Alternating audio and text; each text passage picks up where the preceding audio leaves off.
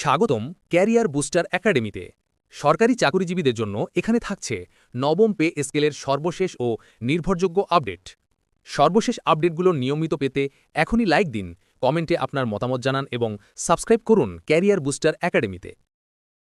মাননীয় প্রধানমন্ত্রী, আপনারা ফ্যামিলি কার্ড দিচ্ছেন।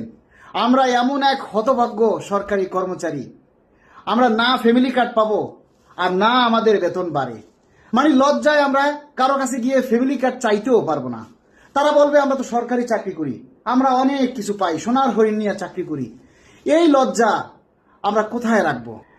মাননীয় প্রধানমন্ত্রী, ওই ফেসিবাদী আওয়ামী লীগ সরকার 2015 সালে আমাদের সর্বনাশটা করে গেছে। 3টা টাইম স্কেল সিলেকশন ডেট বাতিল করেছে। তারপর থেকে আমাদের আর পে স্কেল দেয় নাই।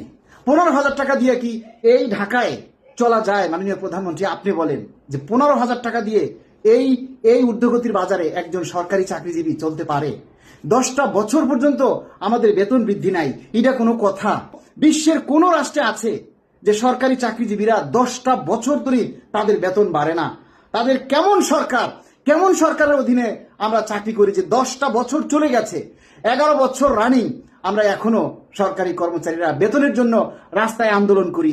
আমরা বিভিন্নভাবে অপদস্থ হই, আমরা বিভিন্নভাবে নির্যাতনের শিকার হই। মাননীয় প্রধানমন্ত্রী, আপনি নতুন সরকার গঠন করেছেন, আমরা চাই না রাজপথে আন্দোলনে নামতে। মাননীয় প্রধানমন্ত্রী, আমরা চাই না আপনার সম্মান ক্ষুণ্ণ করতে।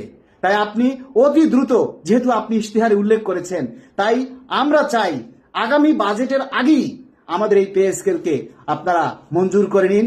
জানুয়ারি 2026 থেকে বাস্তবায়ন করুন। প্রয়োজনে আংশিক দিন, অল্প দিন, ধাপে ধাপে দিন, দরকার হয় 2 বছর বসে দিন, তবুও দিন।